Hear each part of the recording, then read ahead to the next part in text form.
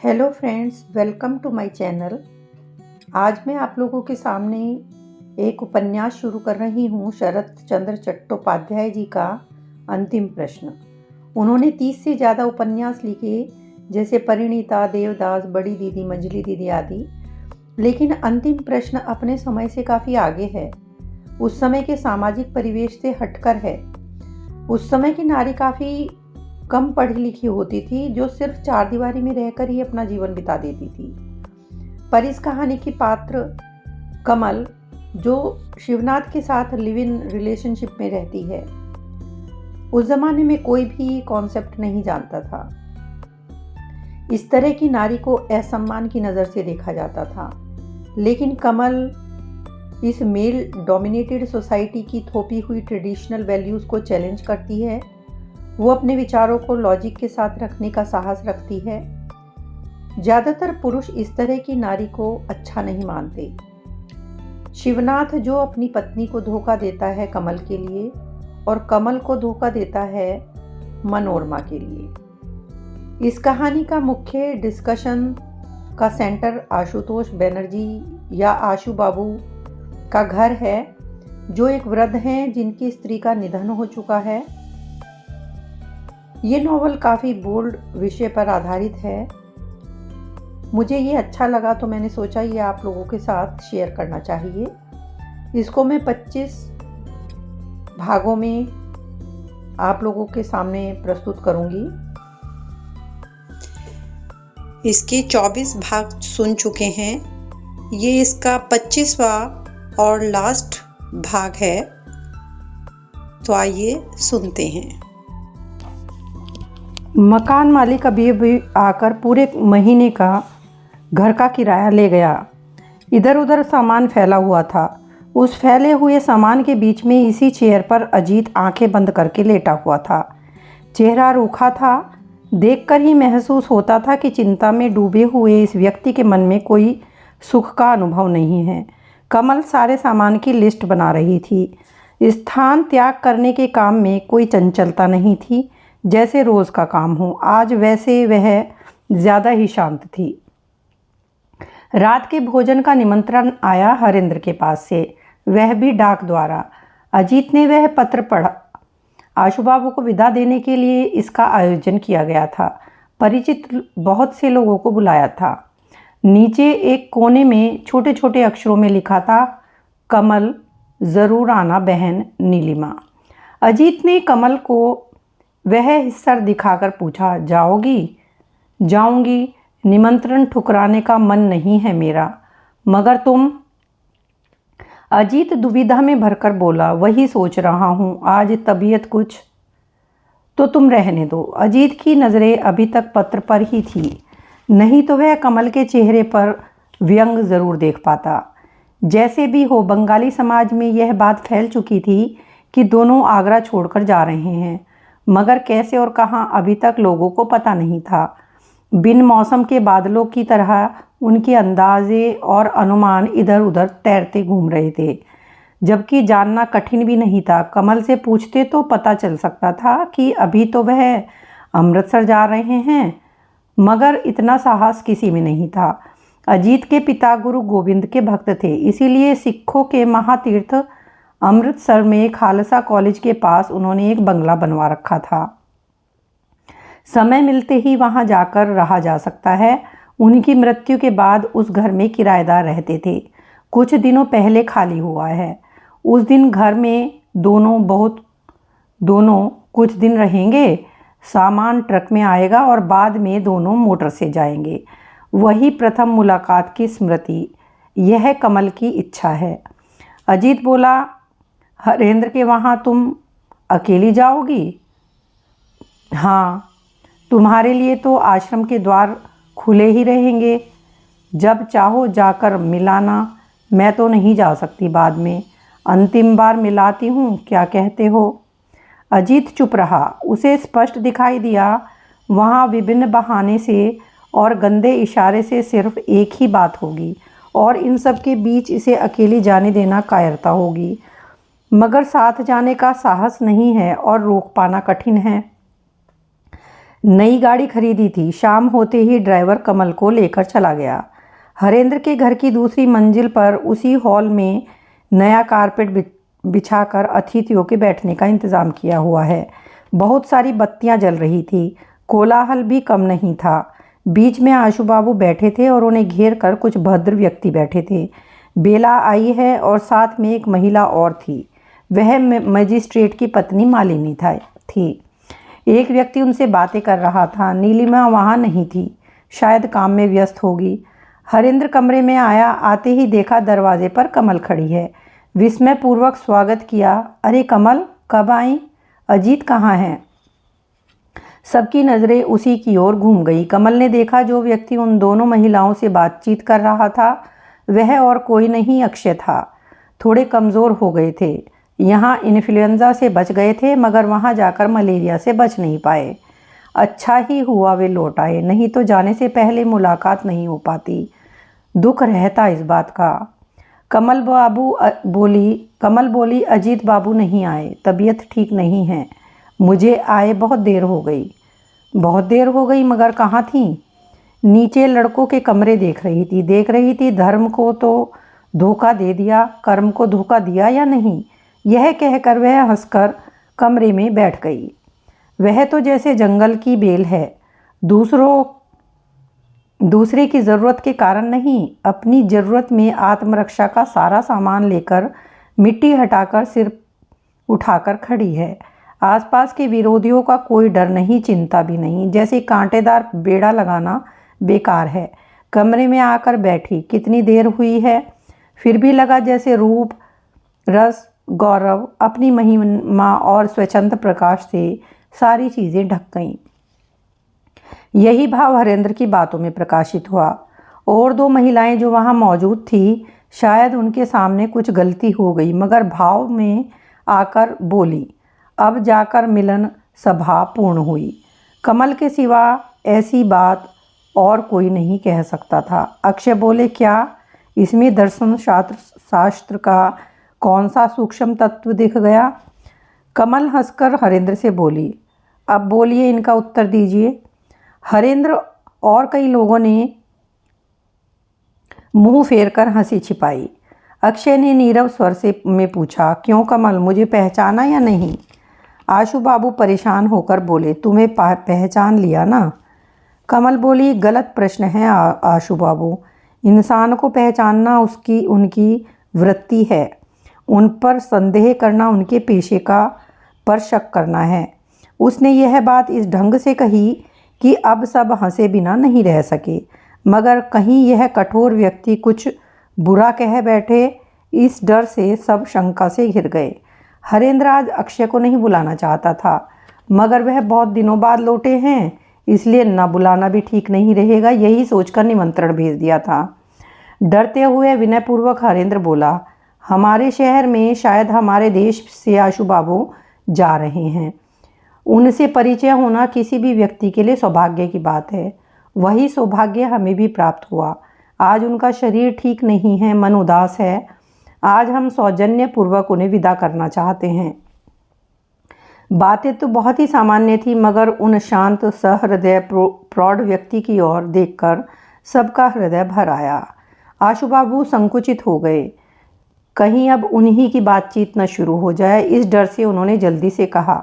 अक्षय को शायद पता चल गया होगा कि हरेंद्र का आश्रम बंद हो चुका है। राजेंद्र तो पहले ही चला गया था। उस दिन सतीश भी चला गया। जो बच्चे यहाँ बचे हैं, हरेंद्र चाहते हैं कि जीवन के सहज पथ पर ही उन्हें इंसान बनाया जाए। तुम सबने बहुत बार बहुत कुछ कहा मगर कोई फ़ायदा नहीं हुआ था। तुम सबको कमल का धन्यवाद करना चाहिए।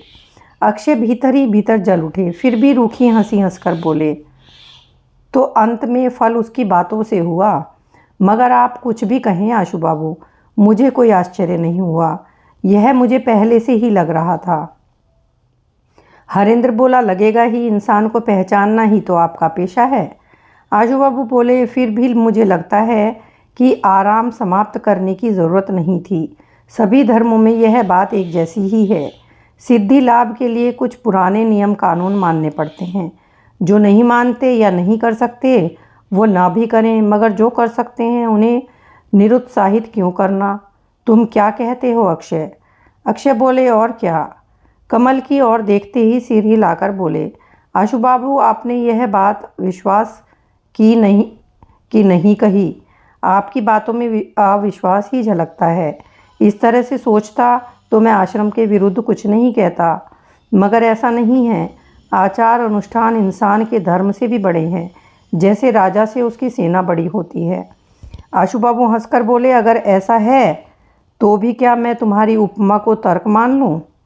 कमल मजाक नहीं कर रही थी, यह उसे देखकर ही लग रहा था। वह बोली, क्या यह सिर्फ उपमा है आशु बाबू? इससे ज़्यादा कुछ नहीं। सारे धर्म असल में एक ही हैं, यह मैं मानती हूँ। सारे कालों में, सारे देशों में वही एक अज्ञेय वस्तु की साधना होती रही।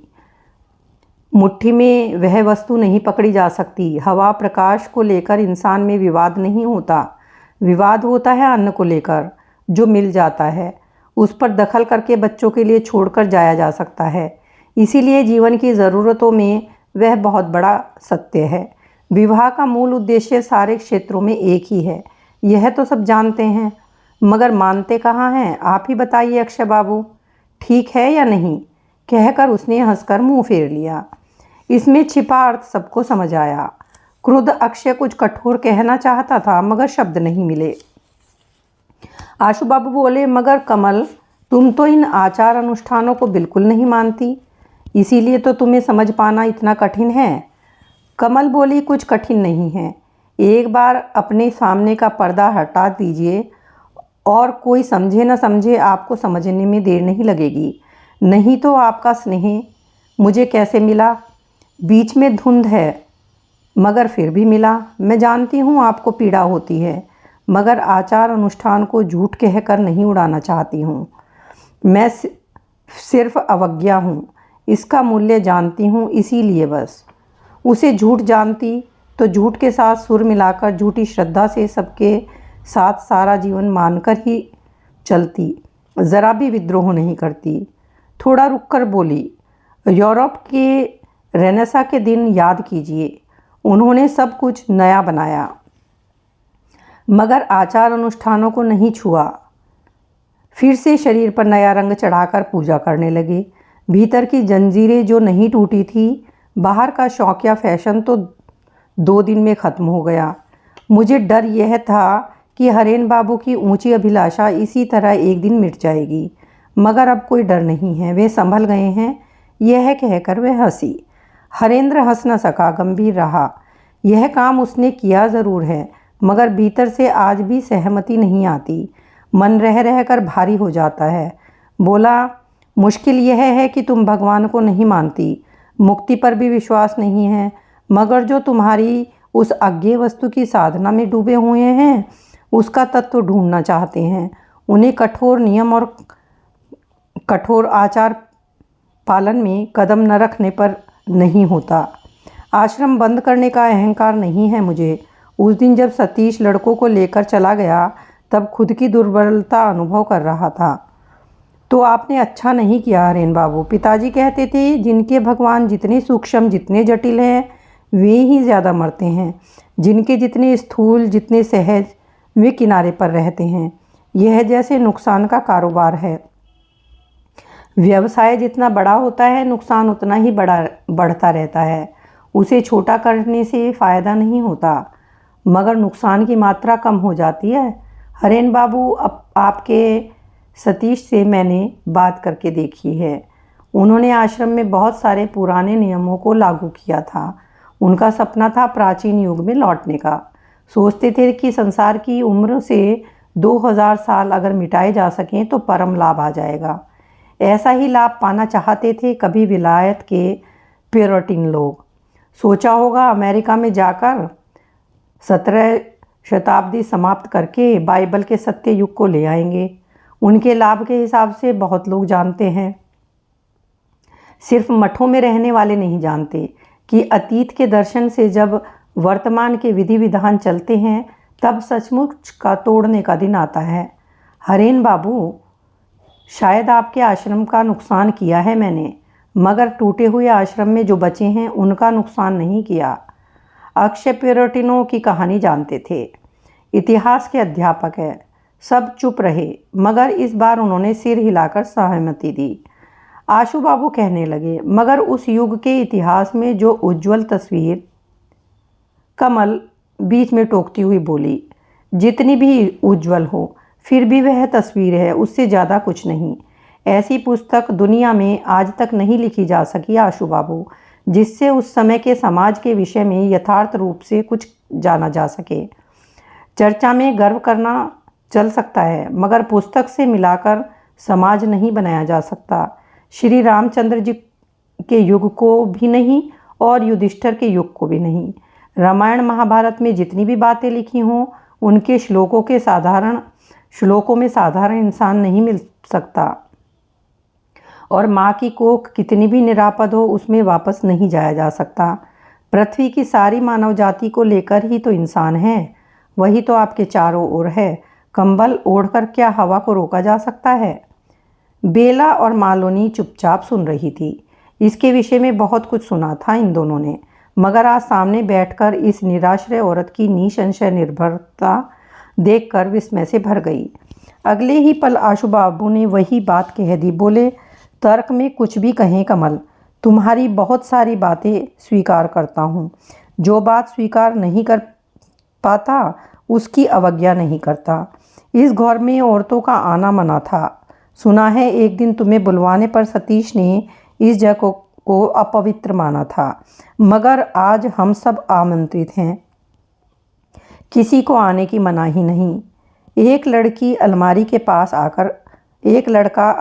पास आकर खड़ा हो गया। साफ सुथरे कपड़े पहने थे और चेहरे पर खुशी थी। बोला, दीदी ने कहा है भोजन तैयार है, लगा दें? अक्षय बोला, हाँ हाँ कह दो, लगा दे, रात हो गई है। उस लड़के के जाने के बाद हरेंद्र बोला, भाभी के आने के बाद से कोई चिंता नहीं है।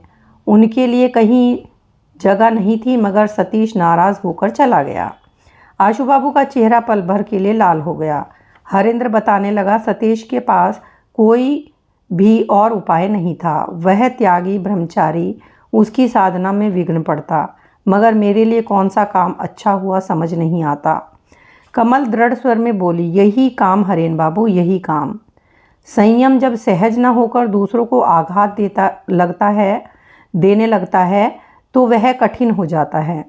यह कहकर उसने आशु बाबू की ओर देखा। शायद कोई इशारा था, मगर हरेंद्र से ही बोली, वह लोग खुद को ही खींच कर बढ़ाकर अपना भगवान बना लेते हैं, इसीलिए उनके भगवान की पूजा बार बार झुककर आत्म पूजा में उतर आती है।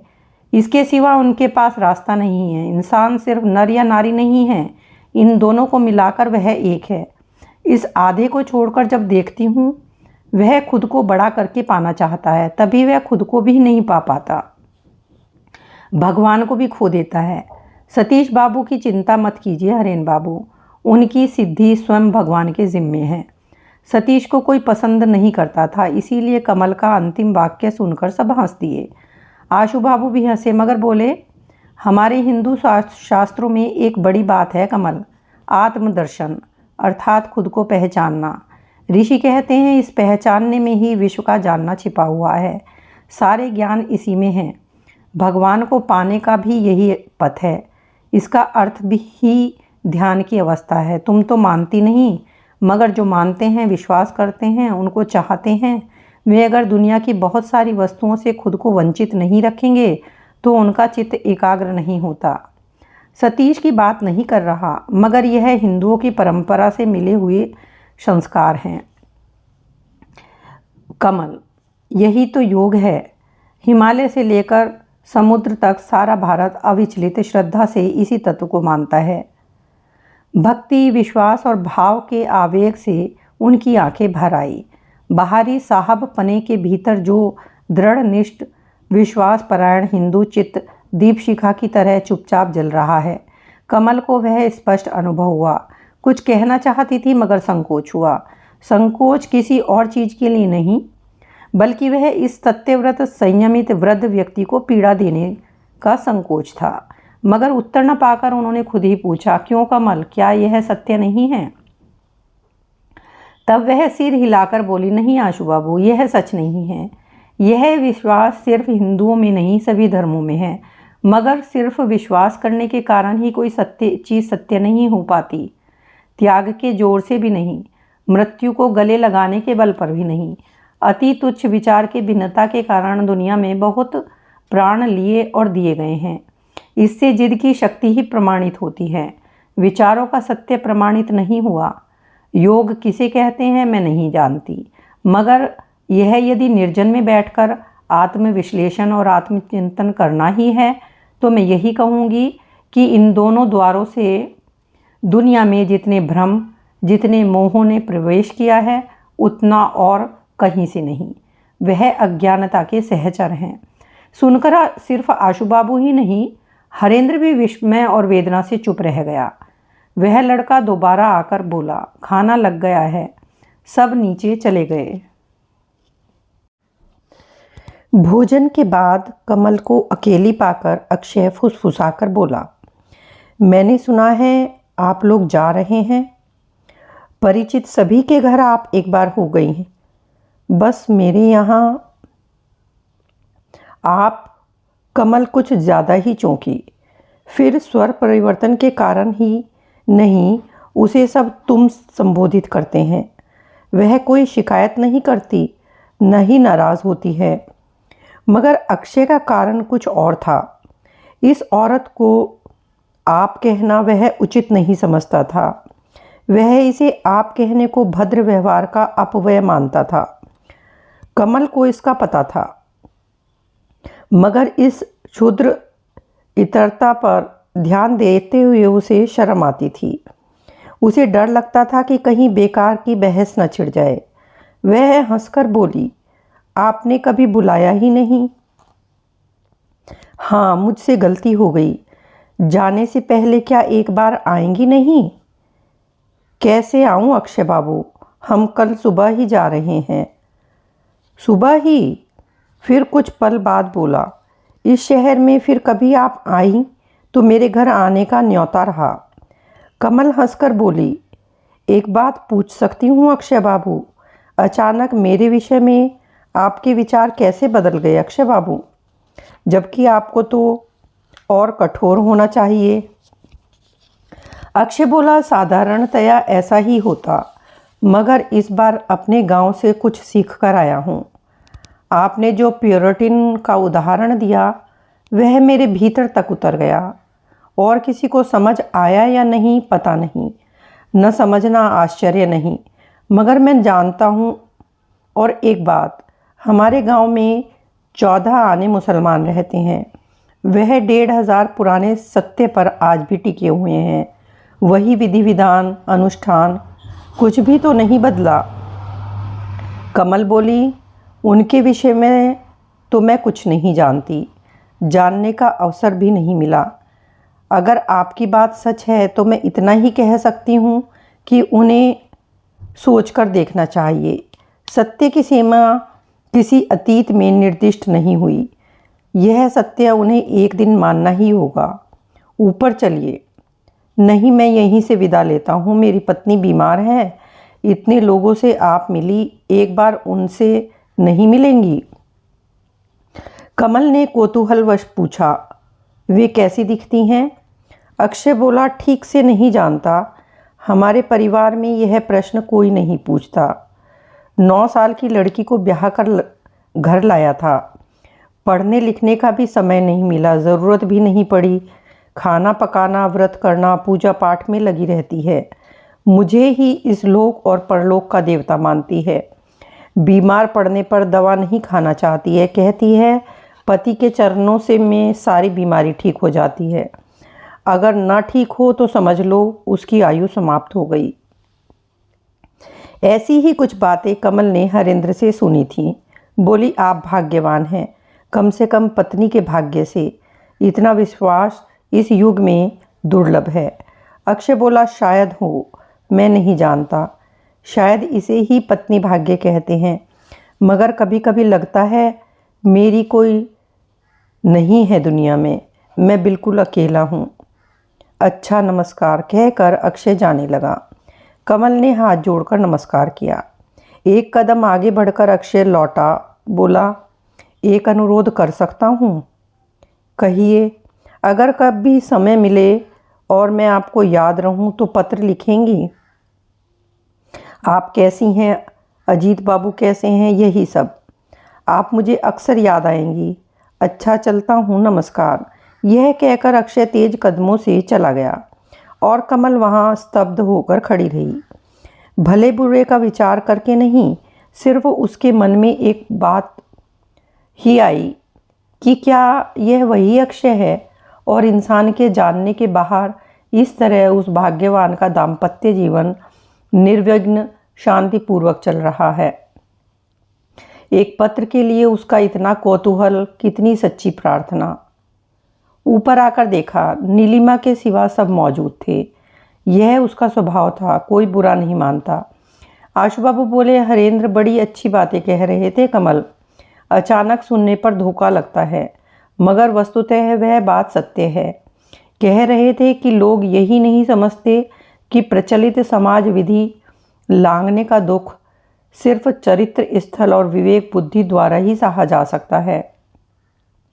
इंसान बाहर की गलती ही देखता है, भीतर की प्रेरणा की खबर नहीं रखता। यही सारा द्वंद्व है, सारे विरोध हैं।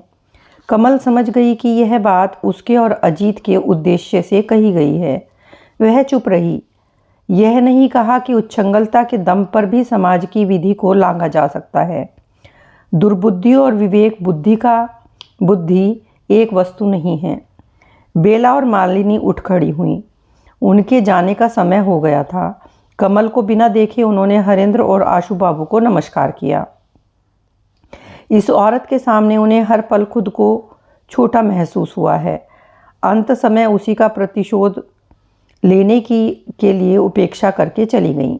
उनके जाने के बाद आशु बाबू स्नेहपूर्वक बोले, बुरा मत मानना बेटी, इसके सिवा उनके हाथ में कुछ नहीं है। मैं भी तो उसी दल का हूँ, सब जानता हूँ। आशु बाबू ने आज पहली बार हरेंद्र के सामने उसे बेटी पुकारा। बोले, वह दोनों बड़े अफसरों की पत्नियां हैं। हाई सर्कल है उनका। अंग्रेजी में बातें करना, चलना फिरना, वेशभूषा में अप टू डेट। यह भी भूल जाएंगी कि उनके पास कुछ नहीं बचेगा कमल। उनसे नाराज़ होना भी उन पर अन्याय होगा। कमल हंसकर बोली, मैं नाराज़ नहीं हूँ आशु बाबू। आशु बाबू बोले, मैं जानता हूँ। हमें भी गुस्सा नहीं आया, हंसी आई। मगर तुम घर कैसे लौट जाओगी बेटी? क्या मैं तुम्हें छोड़कर आऊँ? और क्या, नहीं तो मैं कैसे जाऊँगी? कहीं लोगों की नज़र में उसकी गाड़ी आ जाए, इस डर से उसने गाड़ी भिजवा दी थी। ठीक है, मगर और देर करना ठीक नहीं। क्या कहती हो कमल? सबको याद आया कि उनकी तबीयत पूरी तरह ठीक नहीं हुई है। सीढ़ियों पर जूतों की आहट सुनाई दी। अगले ही पल सबने विस्मय से देखा, दरवाजे पर अजीत खड़ा है। हरेंद्र ने खुश होकर स्वागत किया। Hello, better late than never. यह ब्रह्मचर्य आश्रम का सौभाग्य है। अजीत चौंक कर बोला, लेने आया हूँ। और अगले ही पल एक अभावित दुस्साहस से उसके मुंह से कुछ बातें निकली। बोला, अब मुलाकात नहीं हो पाएगी। हम दोनों आज आधी रात के बाद जा रहे हैं। आज ही आधी रात के बाद? हाँ, हमारी सारी तैयारी हो चुकी है। अब हमारी यात्रा यहीं से आरंभ होगी। नीलिमा धीरे से कमरे में आई। संकोच हटाकर आशु बाबू ने उसकी ओर देखा। वह जो कहना चाहते थे वह कहने में कठिनाई हुई, मगर फिर भी धीरे धीरे बोले, शायद अब हमारी मुलाकात कभी नहीं होगी। तुम दोनों स्नेह करने लायक हो। अगर तुम्हारा विवाह होता तो मैं भी देख लेता। अजीत को अचानक जैसे किनारा मिल गया। व्यग्र होकर बोला, यह चीज़ मैं नहीं चाहता आशु बाबू। यह मेरी सोच के बाहर है। मैंने विवाह की बात बार बार की, मगर कमल ने हर बार अस्वीकार कर दिया। मेरी जो भी संपत्ति है, जो भी मेरे पास है, सब कुछ इसे लिख कर देकर खुद को बंधन में बांधना चाहता हूँ, मगर कमल नहीं मानी। आज इनके सामने मैं फिर प्रार्थना करता हूँ, कमल तुम मान जाओ। अपना सब कुछ तुम्हें देना चाहता हूँ। धोखे के कलंक से बचना चाहता हूँ। नीलिमा अवाक होकर देखती रही।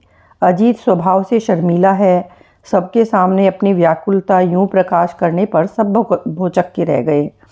आज वह खुद को लुटा देना चाहता है, अपनी चीज़ कहकर वह कुछ भी अपने पास नहीं रखना चाहता। कमल उसकी ओर देखकर बोली, क्यों, तुम्हें इतना डर किस बात का है? आज डर नहीं है, मगर का दिन पहले आने तो दो। आ गया तो तुम कुछ नहीं लोगी, मैं जानता हूँ। कमल हंसकर बोली, जानते हो तो फिर वही तुम्हारे लिए सबसे बड़ा बंधन होगा। थोड़ा रुककर बोली, तुम्हें याद नहीं है एक दिन मैंने कहा था, बहुत मजबूत के लालच में ऐसा घर बनाने की मत सोचना जिसमें एक छिद्र भी न हो। ऐसा करने पर मुर्दे की कब्र तैयार होती है, जीवित मनुष्य का शयन कक्ष तैयार नहीं होगा। अजीत बोला, याद है तुमने ऐसा कहा था। जानता हूँ तुम मुझे बांधना नहीं चाहती, मगर मैं चाहता हूँ तुम्हें भी। मैं किस चीज़ से बांधूंगा कमल? वह बल कहाँ है? कमल बोली, बल की ज़रूरत नहीं है, अपनी दुर्बलता द्वारा ही मुझे बांध कर रखो। तुम्हारे जैसे इंसान को संसार में डुबा जाऊंगी, इतनी निष्ठुर मैं नहीं हूँ। एक पल के लिए आशु बाबू की ओर देखकर बोली, भगवान को तो मैं मानती नहीं हूँ, नहीं तो प्रार्थना करती कि दुनिया के सारे चोरों से तुम्हें बचाकर ही मर सकूं। नीलिमा की आंखें छलकने लगी। आशु बाबू ने भी आंखें पोंछी। भारी स्वर में बोले, तुम्हें भगवान को मानने की ज़रूरत नहीं है कमल, वह एक ही है बेटी। तुम्हारा समर्पण ही तुम्हें एक दिन गौरव के साथ उन तक पहुंचाएगा। कमल हंसकर बोली, वह मेरा ऊपर का पाना होगा, जो मुझे मिलना चाहिए उससे उसका मूल्य ज़्यादा है। यह बात ठीक है बेटी, मगर याद रखना मेरा आशीर्वाद बेकार नहीं जाएगा। हरेंद्र ने कहा, अजीत तुमने भोजन नहीं किया होगा, नीचे चलो। आशु बाबू हंसकर बोले, तुम ऐसा सोचते हो वह खाना खाकर नहीं आया और कमल ने यहाँ खा लिया, जो वह कभी नहीं करती। अजीत ने शर्माते हुए स्वीकार किया कि बात तो यही है, वह खा कर आया है। यही इस सभा की अंतिम रात है, सोचकर किसी का भी जाने का मन नहीं हो रहा था, मगर आशु बाबू की तबीयत का ख्याल करके उठना पड़ा। हरेंद्र कमल के पास आकर धीमे स्वर में बोला, इतने दिनों बाद असल चीज़ तुम्हें मिली है कमल, अभिनंदन करता हूँ। कमल ने भी धीमे स्वर में उत्तर दिया, मिल गई, आशीर्वाद दीजिए। हरेंद्र कुछ नहीं बोला, मगर कमल के स्वर में वह दुविधाहीन परम निसंशय उसे चुभा। फिर भी ऐसा ही होता है, विश्व का यही विधान है। दरवाजे की ओट में खड़ी नीलिमा आंसू पोंछकर बोली, मुझे भूल मत जाना। इससे अधिक वह कुछ नहीं कह पाई। कमल ने झुककर नमस्कार किया, बोली, दीदी मैं फिर आऊँगी, मगर जाने से पहले एक प्रार्थना है कि जीवन के कल्याण को कभी अस्वीकार मत करना। उसका रूप सत्य और आनंद का है। इस तरह वह दिखता है कि उसे पहचान किया जा सकता है। और कुछ भी करना दीदी, अविनाश बाबू के घर में बेगार में मजूरी मत करना। नीलिमा बोली, यही होगा कमल। आशु बाबू गाड़ी में बैठ गए। कमल ने हिंदू रीति के अनुसार उनके पैर छूकर प्रणाम किया। उन्होंने सिर पर हाथ रखकर एक बार फिर आशीर्वाद दिया। बोले, तुमसे एक सच्ची चीज़ सीखी कमल, अनुकरण में से मुक्ति नहीं मिलती, मुक्ति मिलती है ज्ञान से। इसीलिए डर लगता है तुम्हें जिस चीज़ ने मुक्ति दी है वही चीज़ अजीत को असम्मान में डुबोएगी। उससे उसे बचाना बेटी, आज से यह भार तुम पर है। उनका इशारा कमल समझ गई। फिर कहने लगे, तुम्हारी बात ही तुम्हें याद दिलाता हूँ। उस दिन से इस बात को मैंने बहुत बार सोचा है कि प्यार की शुचिता का इतिहास ही मनुष्य सभ्यता का इतिहास है, उसका जीवन है, उसके बढ़ने का धारावाहिक विवरण है। फिर भी शुचिता की संज्ञा को लेकर जाते समय बहस नहीं करूँगा। अपनी क्षोभ से तुम्हारी विदाई का क्षण मलिन नहीं करूँगा। मगर इस बूढ़े की यह बात याद रखना कमल, आदर्श आइडियल सिर्फ 2-4 लोगों के लिए ही है, इसीलिए उसकी कीमत है। उसे आम लोगों में लाना पागलपन है। उसका शुभ समाप्त हो जाता है, उसका भार उठाना कठिन हो जाता है। बौद्धों के युग से शुरू करके वैष्णवों के समय तक इसके बहुत से दुखों के उदाहरण इस धरती पर हैं। उस दुख के विप्लव को क्या तुम दुनिया में लाना चाहती हो बेटी? कमल मधुर स्वर में बोली, मगर वह मेरा धर्म है चाचा जी। धर्म? तुम्हारा भी धर्म? कमल बोली, हाँ। जिस दुख से डर रहे हैं चाचा जी, उसी के भीतर से बड़े आदर्श का जन्म होगा। फिर उसका काम जब समाप्त होगा, उस मृत शरीर से उससे भी महान आदर्श का जन्म होगा। इसी तरह संसार में शुभ शुभतर के निकट आत्मसमर्पण करके अपना ऋण उतारता है। यही तो इंसान की मुक्ति का पथ है। देखने नहीं रहे चाचा जी, सतीदाह का बाहर का रूप राज शासन में बदला, मगर उसके भीतर दाह आज भी चल रहा है, उसी तरह राख बना रहा है। यह कैसे बुझेगी? आशु बाबू कुछ कह नहीं पाए, सिर्फ एक लंबी सांस छोड़ी, मगर अगले क्षण अचानक बोले, कमल, मणि की माँ का बंधन आज भी तोड़ नहीं पाया। इसे तुम मोह कहते हो, दुर्बलता कहती हो, क्या पता वह क्या है, मगर यह मोह जिस दिन टूटेगा, इंसान का बहुत कुछ समाप्त हो जाएगा बेटी। इंसान की यह तपस्या का फल है। अच्छा, चलता हूँ। बासदेव, चल। टेलीग्राफ बांटने वाला रास्ते पर साइकिल रोककर खड़ा हो गया। ज़रूरी तार है। हरेंद्र ने गाड़ी के प्रकाश में लिफाफा खोलकर पढ़ा। बड़ा सा टेलीग्राम था। मथुरा जिले के छोटे से सहकारी अस्पताल के डॉक्टर ने भेजा था। विवरण था, गांव के एक मंदिर में आग लग गई थी। बहुत पुरानी मूर्तियां जलकर भस्म होने को थीं। जब बचाने का कोई उपाय दिखाई नहीं दिया, तब जलते हुए मंदिर में से राजेंद्र ने उस मूर्ति को बचाया। देवता बच गए, मगर उन्हें बचाने वाला नहीं बच पाया। 2-3 दिन पीड़ा झेलने के बाद आज वह सुबह उसका स्वर्गवास हो गया। 10,000 लोगों ने कीर्तन करते हुए शोभा यात्रा निकालकर यमुना तट पर उसका अंतिम संस्कार किया है। मृत्यु के समय उसने आपसे यह खबर देने के लिए कहा था, नीले आसमान से जैसे बिजली गिर गई हो। रुलाई से हरेंद्र का गला रूंध गया और चांदनी रात एक पल में ही अंधेरी लगने लगी। आशु बाबू रोकर बोले, 2 दिन 48 घंटे इतनी पास में, और उसने एक बार खबर भी नहीं भेजी। हरेंद्र आंसू पोंछकर बोला, ज़रूरत नहीं समझी होगी, कुछ हो तो सकता नहीं था, इसीलिए शायद किसी को दुख देना नहीं चाहा होगा। आशु बाबू हाथ जोड़कर माथे से लगाकर बोले, इसका मतलब देश के अलावा किसी इंसान को उसने अपना माना ही नहीं, सिर्फ देश, यह भारत। फिर भी कहता हूँ, भगवान अपने चरणों में उसे स्थान देना। तुम और जो चाहे करो, इस राजन जैसे लोगों को अपने संसार से विलुप्त मत करना। बासदेव, चलाओ। इस खबर से कमल से ज़्यादा दुख शायद किसी को नहीं हुआ, मगर पीड़ा से उसने अपना स्वर भर नहीं दिया।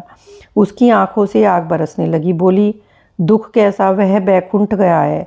हरेंद्र से बोली, रोइए मत हरेन बाबू, अज्ञान की बलि हमेशा ऐसे ही होती है। उसका स्वच्छ कठोर स्वर तीर की तरह सबके हृदय में चुभा। आशु बाबू चले गए और इस शोकाकुल नीरवता में कमल अजीत को लेकर गाड़ी में जाकर बैठ गई। बोली, रामदीन, चलो। अंतिम प्रश्न शरत ने बड़ी उम्र में लिखा था। उम्र और बीमारी से वो काफ़ी परेशान थे इस समय, लेकिन ये उपन्यास काफ़ी चर्चित रहा। इस उपन्यास के माध्यम से शरत ने अति आधुनिक साहित्य की रूपरेखा खींची है। इस उपन्यास के प्रकाशित होते ही जहां एक ओर भारत के प्रगतिशील और चिंतनशील व्यक्तियों ने इसका अभिनंदन किया, वहीं दूसरी ओर कट्टर हिंदू समाज ने शरत चंद्र की निंदा आरंभ कर दी। शरत जैसे सत्यप्रिय रचनाकारों को ऐसी खट्टी मीठी प्रतिक्रियाओं का जीवन में बार बार सामना करना पड़ा। भारतीय नारी को समग्र रूप से उजागर करने वाले थे शरत। यही विशेषता उन्हें देश के अन्य साहित्यकारों से अलग करती है।